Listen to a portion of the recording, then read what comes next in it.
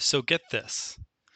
In a bid to outdo his legendary father, a middle-aged man goes over Niagara's Horseshoe Falls. Now that is the Horseshoe Falls, 167-foot drop. This middle-aged man goes over Horseshoe Falls in a homemade rubber raft? What is going on here? Okay, welcome to Power at Work. Here we take real stories from history and the modern workplace and we break them down in terms of Robert Greene's legendary work, The 48 Laws of Power. So let's jump into the story. So our story begins with Red Hill Sr., who was born in 1888. Red Hill Sr. was a Niagara legend. Okay, grew up in Ontario on the Canadian side, and an absolute legend. This man is credited with saving 22 people himself. His first rescue came at 9 years old, and he is also one of the key rescuers in the Great Ice Bridge disaster of 1912, where 3 people were killed when this ice bridge rather broke up into icebergs, and 3 people were on the flow and they went into the rapids, and it was a pretty horrific situation. Well, Red Senior was there that day and saved multiple people so that there were fewer deaths than there would have been otherwise. This guy also recovered like over 150, 160 bodies from the falls. So he was a recovery guy. He rescued over 20 people, and he went down the rapids himself 3 times in a barrel. 3 times. So now this was not the Horseshoe Falls, but he went down the further down rapids, which are serious rapids. These are like some of the most biggest rapids in North America. So this guy was a huge legend in the Niagara area during his heyday. And you can see him there. So enter Red Hill Jr. Red Hill Jr., as you could imagine, was born into this legacy, and he became a very strong swimmer. He became a rescuer, and he started to build a reputation of his own. He saved people in his own right, recovered bodies from dangerous situations, and did his own trips in a barrel down the rapids as well. But what's interesting is, furthermore, he even got his dad out of trouble. So get this, Red Jr. in 1931 saved his father from one of his father's stunts when his barrel got caught in a whirlpool. And Red Jr. jumped in, swam with a rope to hook his dad up and bring him to shore so his dad could get a redo and redo his stunt. So imagine that, the legacy of your dad, you're trying to build your own legacy and you even save him, but yet it's never enough, right? It's never enough because it's hard to outlive, right, that massive aura of your father. So then comes 1951. Red Sr. passed away in 1948, and 3 years later, Red Jr. says, I need to take my stunt to the next level. And I'm going to go for the thing my dad never went for. And that is, I'm going to do Horseshoe Falls.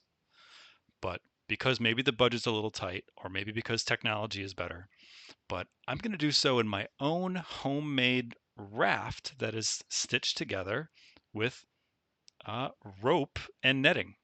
So let's check out. This is the real thing here, from Reuters. This is a short clip, and this is the thing, they called it. But this attempt by 38-year-old Red Hill is doomed to tragic failure as he climbs into his rubber-tired cocoon for the There's Red 165 Jr. foot Look at drop this. amid This raging is called the thing. All right.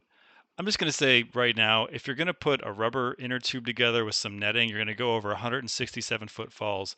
But if the name of it is the thing, I mean, that's just not a great indicator. I don't know. I mean, it should have been like the the bulletproof raft. I don't know. Something like that would have been a name that might stir a little bit more confidence. But let's keep going here. So he's about to go over the falls. He's getting towed out. This is the live footage, and here we go. Sightseers watch the mighty plunge. But a family tradition ends in tragedy as the contraption is torn and battered and a brave man loses his life. And it ends in tragedy, unfortunately. You can see that mangled mess. Look at this. And that was what Red was inside here. Red Jr. was inside here, if you can believe that. So certainly that ended in tragedy. He had to go to the next level, tried to outstage his dad with a homemade rubber raft, and it ended in tragedy. Yikes. So now let's do a bit of a breakdown. Let's do a bit of a breakdown. And so the next interesting thing here is, how does this relate to Robert Greene's 48 Laws? So when I started to do this research, someone had suggested to me, Ben, this is clearly a law number one. Never outshine the master, right? Red Jr. tried to outshine the master, who's his dad. It ended in tragedy. Eh, I say no. I can see a little bit of a parallel there. There's a slight whisper of a similarity, but that's not the best law that maps this out here. The law that I'm going to dig into today is Law 41, and that is avoid stepping into a great man's shoes. Ultimately, that was Red Jr.'s mistake, is he tried to outdo a great man at his own game, and therein lies the fault of Red Jr. So let's dig in a little bit. At the end of the day, imagine being Red Jr. You're stuck in between these two extremely powerful forces, forcing you in an untenable direction. On one hand, you have your inheritance of, you might say Niagara greatness, but you've got this inheritance not of money, but of legacy, of reputation, and also of skills. Certainly he learned how to be a strong swimmer and a great rescuer on his own right from his dad and from the community that his dad had reputation in. So you've got this inheritance of skills related to the river and rescuing, but also of reputation and community recognition. But that you also have the human desire for your own greatness and to chart your own course and be thought of independently from your father or from great that great man's shoes that you're potentially stepping into. And so those are the two competing forces. And I'll pull from a book here. And Green writes, the past prevents the young hero from creating his own world. He must do as his father did, even after his father is dead or powerless.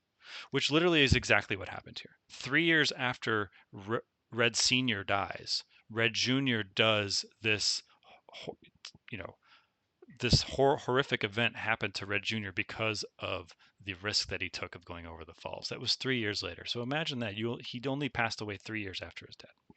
And literally, Green predicts it in essence. Now, this book is written after this happened, but in essence, he predicts this outcome. The law predicts this type of thing.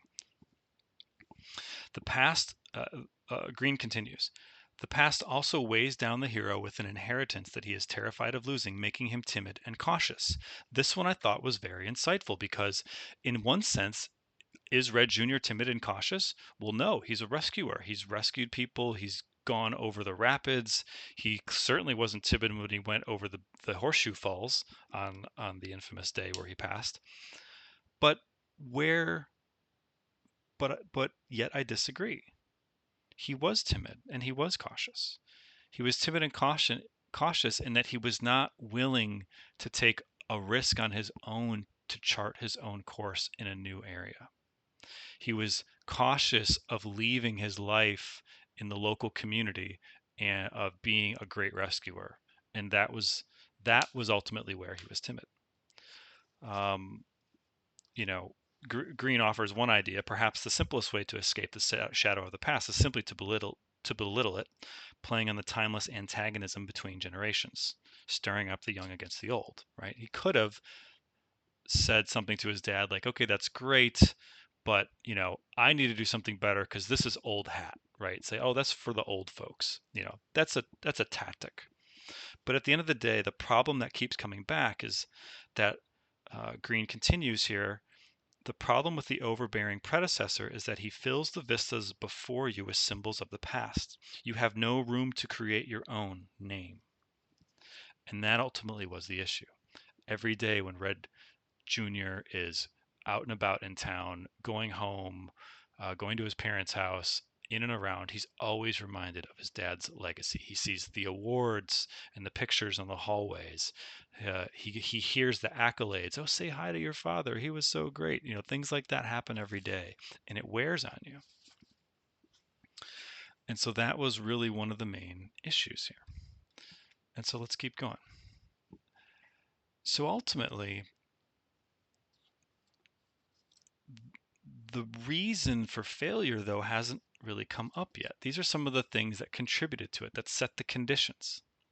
But what was the proximate cause? And I would say the proximate cause comes from here, from this passage, from Green. There is a kind of stubborn stupidity that recurs throughout history and is a strong impediment to power. Right? That stupidity is the superstitious belief that if the person before you succeeded by doing A, B, and C, then you can recreate their success by doing the same thing. Right? That's the fallacy. This cookie cutter approach will seduce the uncreative, for it is easy and appeals to their timidity and to their laziness. And ultimately, this was the proximate cause of Red Jr.'s downfall. Is he tried to recreate his father's success, but by doing the same thing his father did, by simply being a Niagara daredevil and nothing different. He tried to use that same formula. Meanwhile, the world has changed. This is 1951. You kind of look at some of the earlier stunts from his dad, like all that's happening in the 1920s. One of his stunts is 1931. This is pre-World War II. In the 1950s, right? Think about it. You've got TV. The world has changed, and the notoriety you would get from a typical stunt going down the rapids just wasn't there anymore. And so Red Jr. was forced to do this huge stunt that was way riskier, to truly upstage his dad and find that void, right? Of the void, the one thing his dad never did, which was go down Horseshoe Falls, but also because of the needs of the country and the media and how the country and the media had changed, where the thing that would have gotten national headlines and notoriety in 1930 was not the same thing that would have gotten national notoriety and headlines in 1951. And so all these different factors forced him into this direction of Horseshoe Falls. But ultimately, so the question now is like, well, what are some of these areas that what were Red Jr.'s alternatives, right? What were his alternatives? Because he clearly didn't want to abandon the legacy. He wasn't someone who was just going to completely reject it and go become a school teacher and not learn, and not be a rescuer.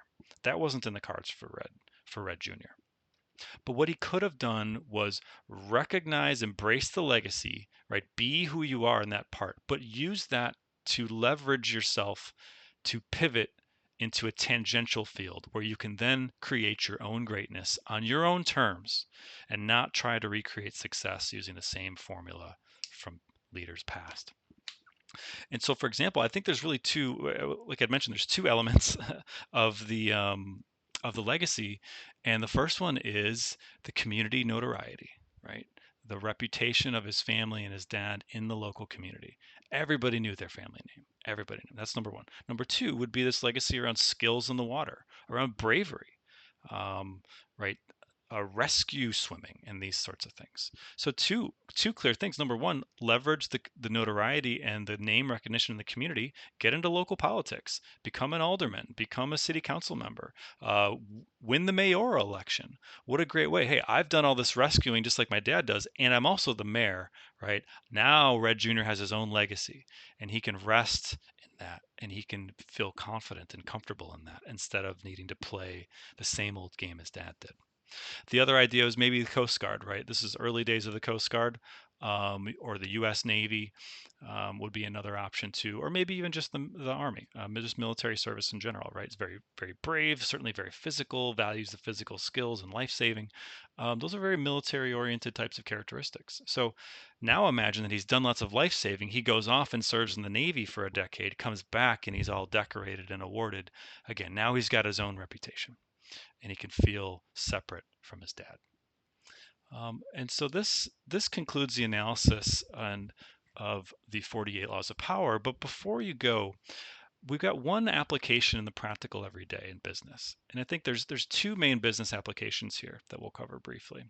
And the first one is think of think of competing against a competitor, and that competitor is the market dominant competitor, and you're number 4 or 5 on the list in terms of market share. You have to immediately recognize that you are not going to win in that marketplace by doing the same A, B, and C that brought that first competitor up to success, right? Whoever's dominating the market today didn't always dominate the market. There were things they did to win to get to be number one. And as number 5, you have to recognize that you cannot follow that same formula in order to win. You have to win on your own terms, leverage your legacy, pivot to something tangential and differentiated, and win in that domain, right? That's one high level business strategy takeaway that we could use here as well. And the other one is just, imagine taking over from a great leader at work, someone who is really well recognized, well respected. They move on, you move in. It's the same situation. Just remember, what made that person successful is not going to make you successful. So recognize the legacy, embrace the legacy, leverage the legacy, and then thoughtfully and intentionally make small tangential pivots to differentiate the organization and help that organization create success in a new way that, again, that embraces the legacy but moves the organization in a tangential direction. So that's a discussion. This book is such a great book. You've got to get a copy if you don't have one. If you don't have one, we've got a link in the description. It is an affiliate link. It supports the channel. It takes you straight to Amazon. Get the hardcover. You won't regret it. You're going to have it for a long time. You'll get to mark it up, put your sticky notes in it. It is an absolute treasure trove of lessons over 3,000 years. There's no doubt about it. And if you already have one, well, you should probably get a second one. All right, with that, we're signing off here. Power at Work is all about making power techniques and tactics tangible and taking this beautiful work of the 48 laws of power and bringing it to life with practical, tangible, everyday tactics and techniques that you can use. All right, see you later.